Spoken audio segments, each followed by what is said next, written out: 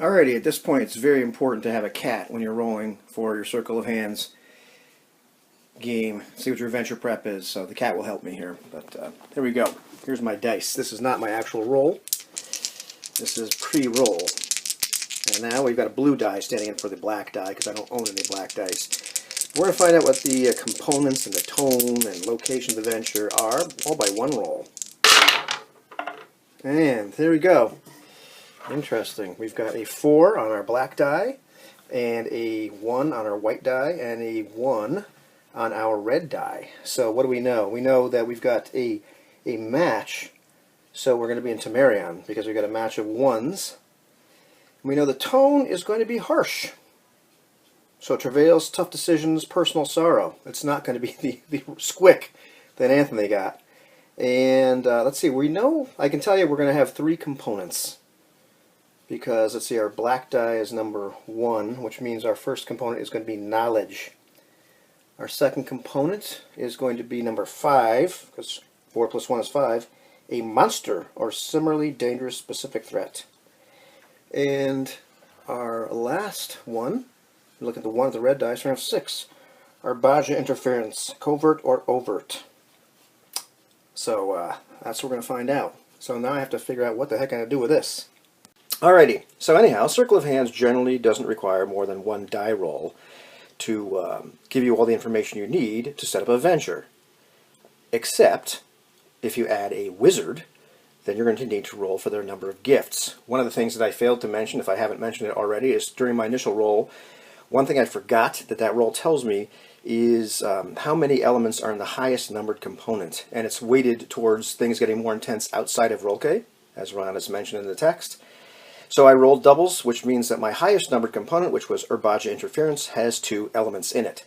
So I have chosen one of those elements to be a wizard, and because of that, I need to roll for the number of gifts or they have. Really, not the number, but what they actually are. And when a Circle Knight ends up maxing out their color chart, they roll to see if they get a mark, but then they actually choose a gift. But otherwise, for everybody else, you have to roll 2d6 to find out what gift they get. And the text informs me that NPC wizards tend to gift up pretty hard, but also that they have a number of gifts equal to the number of Circle Knights in the venture. And mercifully, this is 2. So we're going to roll our dice here. I've got my surrogate black die, which is blue, and a white die, because that's generally what you roll for Circle of Hands. I'm also showing you, like, behind the scenes look at, like, my expensive stand that I use to put the iPad on when I make videos.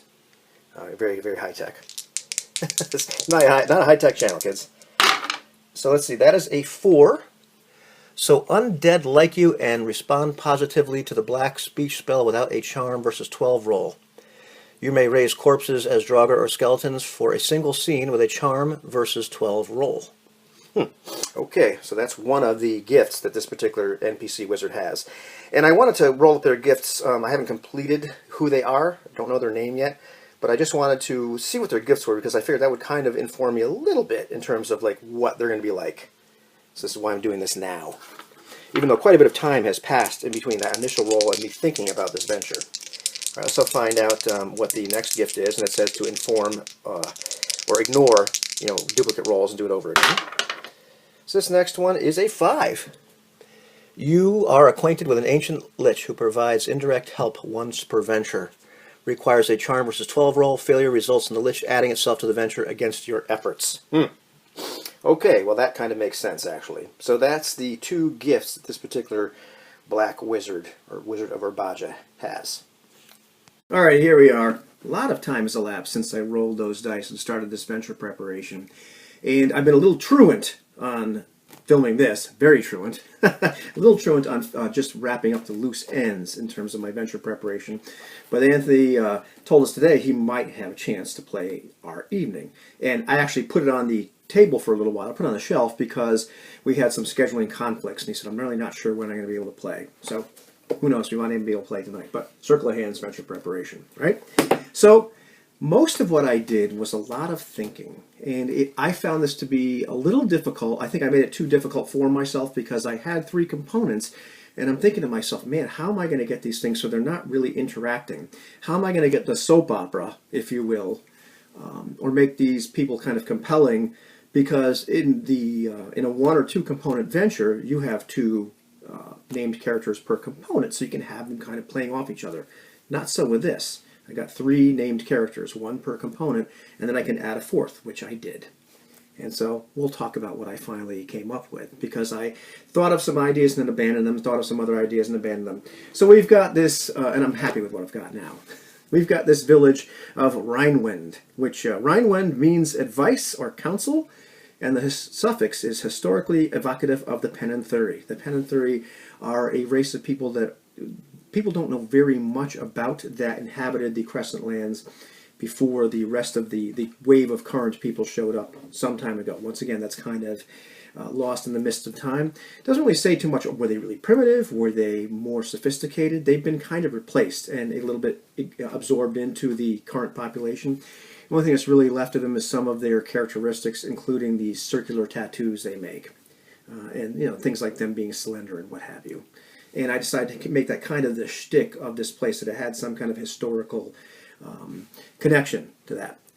And so what's the component that the Circle Knights are going to be aware of is that a Penanthuri artifact of silver, perhaps, has been found, which is covered in extensive writing and diagrams. And so I figure this object is going to be this like tablet, if you will, a circular tablet, maybe about, I thought I wrote it down here, but about maybe like 2 or 3 feet in diameter, just covered with all kinds of drawings and writing and diagrams, all sorts of stuff. So that's all they know, is that there's some kind of artifact, and that the venture takes place in essentially the in Temerion, right at the border where Rolke would end and Spur sort of begins. The southern part. I should have held up the map, but I'll hold up the map during the venture itself. So they kind of know where that's going to be, where it's going to be. That's all they know. So now they have to pick their Circle Knights. I'm interested to see who they actually pick. So yes, it's close to the border of Spur, not terribly far from southern Rolke, is on a major river that the locals simply call the river. Alrighty. And let's see. I've decided that, because burial mounds and what have you are common in Temerion, I wanted them to see this sort of stuff as they show up. So there's going to be burial mounds, just outside the village, which sits, in between kind of like plains and a forest and the river. And the mountains, of course, will be visible from the north and the east. And I decided the village is going to have several edifices of stone, several obviously very old. Some of the buildings made of wood have been built like kind of alongside or adjacent to them. In particular, the longhouse that the gentry would use is kind of been built into the side of an old stone building, which charitably could be called a castle. It's really not a scenario where you have castles, but something like that. It's an unusual stone edifice, but obviously very old, something that these people did not build. And in the village, I decided that most of the people tend towards tall and slender. Almost everybody has these extensive tattoos and circular patterns. So once again, very evocative of the Penanthuri culture, which, once again, has been kind of absorbed. There's, people know about them, but it's not a big, giant thing. And decided a disproportionate number of them have mismatched eyes, which is not necessarily indicative of the Penanthuri, but it is one of these characteristics that can show up in the Crescent Lands. And why did I put them there? Because I thought it was neat. And I decided the shtick for this village, because Anthony mentioned, to us privately that, he really got around to this idea that you really should just come up with a place first and then put the components in it. Seems to make a lot of sense, because most of what this venture preparation really is, I said I made it too hard for myself, but really it's coming up with the place. You've got the components. We'll figure out who the people are. What do they want? The name characters in these components. Everything else happens after that. You don't really have to plan anything. I'm not planning something to happen. Just who are these people? What's the backdrop that they live against? The tone that I rolled was, it was just harsh, not grim or not squick. So it's just a regular harsh life of the Crescent Lands. Of course, there's horrible stuff, but it's not this awful, awful, awful situation that's going on. It's just a normal, hard life in the Iron Age. So the village, it's on the river. It does a trade with Spur, mostly exporting things like grain and beer, which they are famous for their beer. Mostly importing things like salt, a lot of fish from Spur for salt for meat preservation, raw iron from Spur. So I've decided these are things that they can't get there. So they've actually got some kind of active trade going on. And so now we have our components. So component 1 is knowledge. And that's a Pan 30 artifact of silver that has been found, which is covered in extensive writing and diagrams. The workmanship is exquisite and of unknown technique. It's massive. So perhaps a meter or some more in diameter. The object was unearthed, located in a kind of a stone tomb or building foundation at least 10 years ago when a new field was being plowed and the edge of the forest was being cleared. So that's where this object comes from. So news hasn't shown up right away to Roll-K, it's just kind of shown up after a while. So, who's our named character for this component? I've got Reagan, whose name means advice or counsel, which obviously, oddly enough, the village of Rhinewind, it's the diminutive form is Rhine, advice or counsel. So I did that intentionally. He's a priest / outdoorsman. He is 8 quickness, 5 charm, 4 brawn, and 2 wits. And not really a real outdoorsman. I realize with his wit score, because what you have to do is you take these scores of 8, 5, 4, and 2. But he's the priest of the area. He's kind of developed this like quasi cult around the artifact. Now, priests in the Crescent Land, they're not the kind of priests that we normally think of. They're more like it's not quite Buddhist, it's not quite Taoist, but they're very, it is what it is, man, kind of guys. But they're people that, to a certain extent, are the spiritual leaders of the people, but they don't hold these big giant leadership positions of power, if you will. I really want to stay true to this shtick of what's going on in the Crescent Land. But he's felt like kind of this quasi-cult around the artifact based upon the strong Panantheri heritage in the local area. It's obviously Panantheri. It's not like everybody can read Panantheri. In fact, they really have a hard time deciphering it. But this is something very important. This is like our cultural heritage. And his strong desires are to decipher the meanings of all the writing on the artifact, to foster and maintain a strong community identity around the Panantheri identity, and to prevent this knowledge, whatever it is, from being taken elsewhere. Very possessive of, but he feels like this is something that he can unite the community around. These old ways are best, because I wanted to give these characters, and what you're supposed to do is give them some kind of strong motivation. So he's really into that. And some of the diagrams and writing have been deciphered enough to reveal advice on agriculture, which devotees, I believe, has helped them increase their yields. It doesn't really matter whether that's important or not. They believe it. It's obvious some of these diagrams mention that. And the devoted they're not a true cult. They're simply loyal to a priest who is very involved in the community. And so the big soap opera, if you will, is that Reagan wants help deciphering the object, but he doesn't want that object or the knowledge itself to leave Rhineland. And so for every component, you need to have some kind of location map, or at least a confusing location. And I haven't scrawled maps. Maybe I'll scroll the maps, so I have an idea of what it's like. I think that's the most important part. The location of the artifact right now is essentially a bigger cottage built atop the stone tomb where the priest lives now. And it abuts the edge of the forest where the fields stop.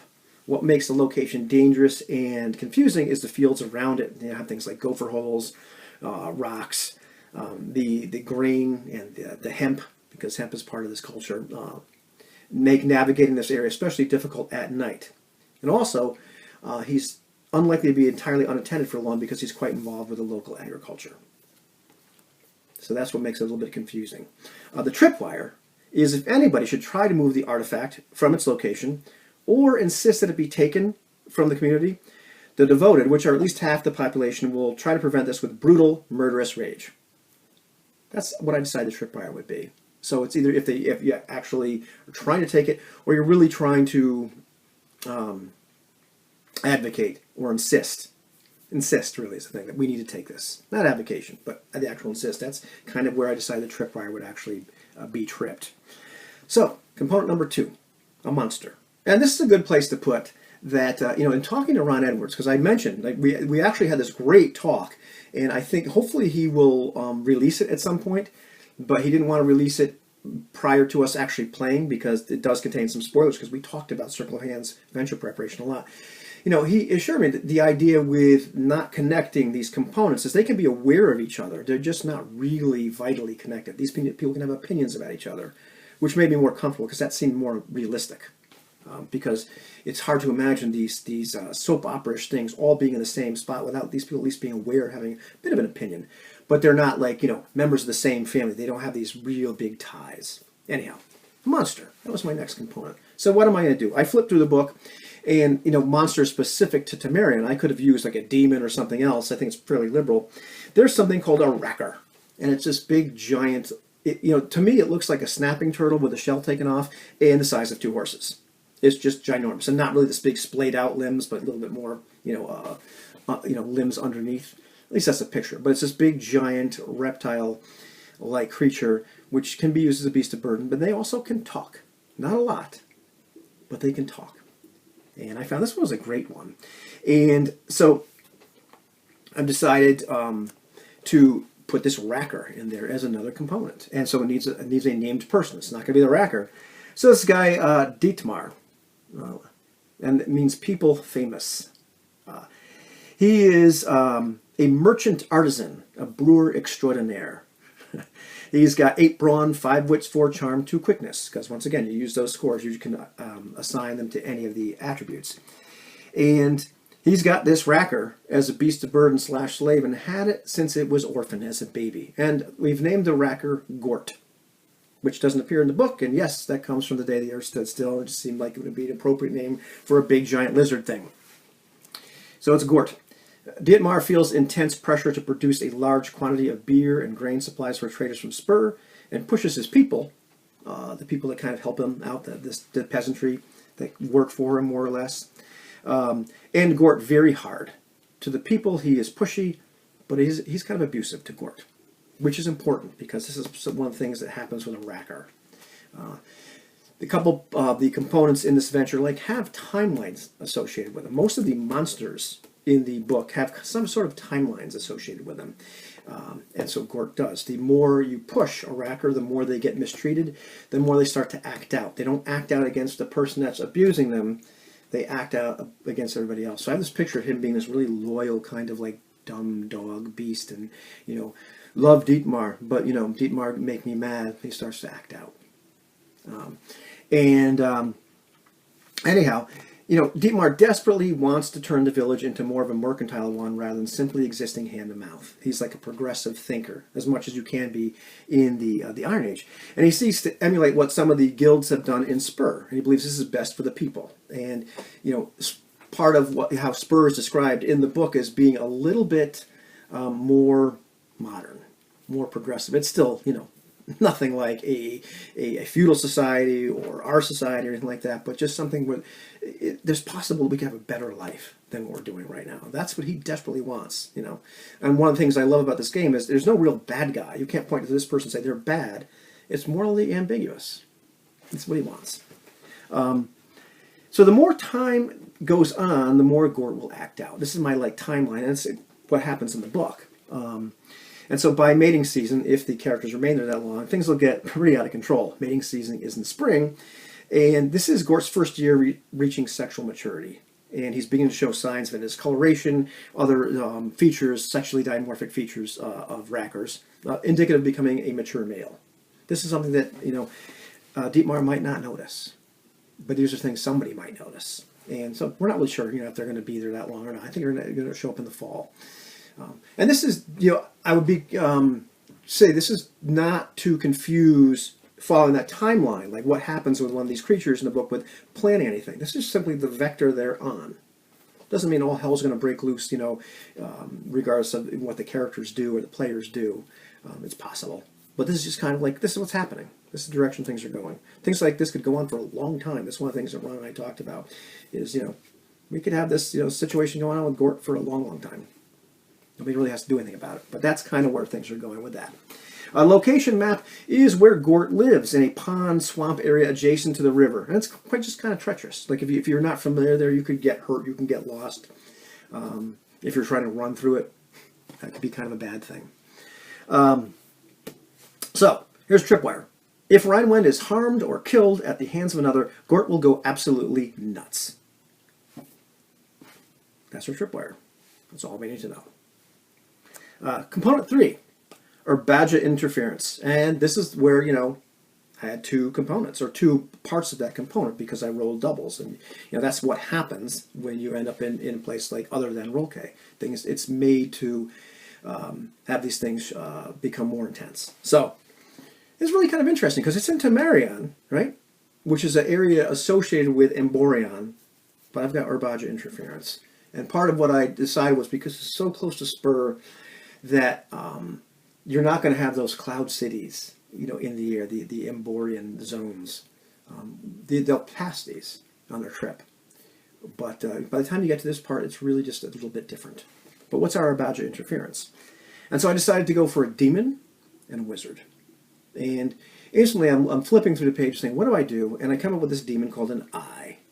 And the eye is a very interesting demon. It's this big, giant, disembodied eye surrounded by this, field of force, which is much bigger. But what it does is it allows somebody to see what all the members of a particular social class are doing at any time, and to influence everybody that's not a named character in that social class with a charm versus 12 roll. And so you can become rather powerful. You can get what you want. However, the eye demands a part of your body for this. And I thought I changed my impression of what to do with this, because enough has to be taken away to inhibit organ function. And so I'm figuring this guy is going to have no eye, the named character in the venture, which I'll get to in a second. And as time goes on, once again, this has a timeline. As time goes on, if you seek to influence other social classes, if things start to go badly for you, if you need that, then the eye requires another part of your body. And there's some other issues, going on with the eye. And eventually, it will turn on you if you're not cool to it. It's it's a very, very bad relationship to be in. Is the point. And I thought, this is great. So I'm going to have this eye. So, and then the wizard. Initially I had this idea of this psychotic, wizard, male wizard from Spur, who's obviously a wizard. People know he's a wizard. And things just weren't working for me. I wasn't quite sure what I was going to do. And a couple things happened. I realized, it doesn't need to be a male, and everybody doesn't need to know that's a wizard, which is a little bit odd, because in Circle of Hands, I thought about this and finally came up with something that felt okay, felt like it was okay to be true to the system, because wizards are it's hard to disguise. These people are crazy. They're different. But I figured I'd came up with something that satisfied my aesthetics, and I think still fits. We'll see what Ron says. But anyhow, so I changed my idea. The other thing I changed, I kept on thinking, well, this guy's going to be missing a foot and a hand now, and it's going to be kind of, odd. But I realized I'm reading the book Sorcerer, and I'm reading about parasite demons in there. And how one of the ways that you can handle something like that is the idea that it actually replaces a part of your body. And so I got this idea, how about if I have this eye, when it demands a part of your body, enough to impair organ function, maybe it replaces a part of your body. Maybe it has a pile of your actual body parts, but starting to replace it with something different, something Urbaja, something maybe it can control. Taking a little bit of liberties with this creature here, this demon, but I started to really like that. So that's what I decided to do with this. But when the players show up, this guy will be wearing an eye patch. Well, what guy? Who am I talking about? Friedman Gero, which means peace man, and the second name is Spear Rule. Spear Rule. Gero is actually a diminutive form of another name. I just liked the way it sounded better. He is a gentry, and so that's why he has a last name. He's got 8 charm, 5 wits, 4 quickness, and 2 brawn. And on one eye he wears a patch, and he seems uncomfortable with it. I'm just going to leave it at that. He's used this eye to control the gentry to vote him into power against the old leader Gustav, who was executed. And they have moots here in Temerion. So I decided he's used his eye to get what he wanted. And so the eye actually replaced the parts of his body that it takes with Urbaja form, demonic parts which it controls when it wishes. And Freeman just wants the village to be safe and secure. Doesn't believe the former leadership, Gustav, was doing the right thing, was doing the right job. They didn't believe that it had the village's best interests at heart. And so he got rid of him. He replaced it with himself. I should have been the ruler in the first place because I have the better ideas. And he believed that they were blind to the allegiances that one could have with things like Spur, with areas that were more powerful, things to keep the people safe. He believed if the people just did what he said, maybe, spent more time on defense, all these sorts of things that just they weren't concentrating on, and the village was kind of like a sitting duck, and it wasn't safe. And that he just wants the village to be safe. He just wants it to be okay. So much so, and he was willing to do whatever it took to get rid of the former leadership. Once again, it's kind of morally ambiguous. It's not necessarily a bad guy. He's just done a bad thing to get what he thought was really, really important. And so he used the eye to seize control, essentially to have the gentry side with him. As time goes on, he's going to face opposition from the professionals, which is starting to come to a head. People other than Dietmar, who was totally okay with this, the fellow from the other component, because once again, you can't really have him really interacting that hard. But the other tradesmen aren't quite as on board, because I want to follow, once again, the timeline of this eye. What's going to keep happening as time goes on. He's going to have to sacrifice more parts of his body and get deeper and deeper into allegiance with this eye. Why does he have such a high charm? Because I want it to be highly likely that he's able to charm these people. How else could he possibly be a leader? And his brawn is so low because, literally his body is being corrupted by this influence. So, who's our other person, our other part of that component? Well, the other named character, and the other part of the Urbaja component are one and the same thing. They're the wizard. And the wizard, I'm probably going to butcher this Old Norse. I was looking for a good name. Feist, which means desire, and Virjarn, which means lustful, eager after men, mad after men. And I decided to go with this kind of almost seductress, this beautiful wizard, female wizard of Urbaja. Still, very scary person. Now, her stats are going to range anywhere from a total of 21 to 27. I don't know what her stats are going to be until these fellas choose their circle knights. The higher the stats are, the higher of the stats. Her stats are going to be equal to the total stats of the circle knight that has the highest stats. That's how it happens. That's why I don't know yet. But I'm going to put obviously a lot into brawn and a lot into charm for her. They're probably all going to be pretty high. Her gifts, I've already rolled, are 4 and 5. 4 is the undead like her. She's able to raise dead for a scene using charm versus 12 roll, which is one of the reasons I want her charm to be so high. She's got some corpses hidden to raise, including the old leader Gustav himself, who was not taken care of correctly. Now, she's also acquainted with a Lich. That's gift number 5. Lich so old he's forgotten his name, who lives in the first village in Spur, and who runs a trade guild, runs the trade ships up the river. We may or may not ever see him.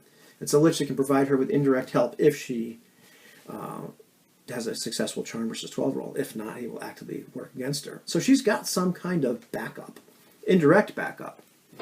But we'll see what happens. Once again, I'm not planning anything, but that's her gift that I found out she had. So I decided she has quite the sexual appetite and takes frequent lovers. Now, of course, they're going to notice after a while she doesn't smell very good. There's tells to somebody who has a couple of marks of Urbaja. And what is she doing? What does she want? She simply seeks safety from other black magician and liches in Spur. Not always safe to be a black wizard. And she wants to be a big fish in a little pond. She wants to indulge in excess for as long as she can. In sex and in booze and just living the high life. Part of what Urbaja is all about is just this excess. And I decided that there's other parts of it, but I decided she really embodies that. And that's what she's all about.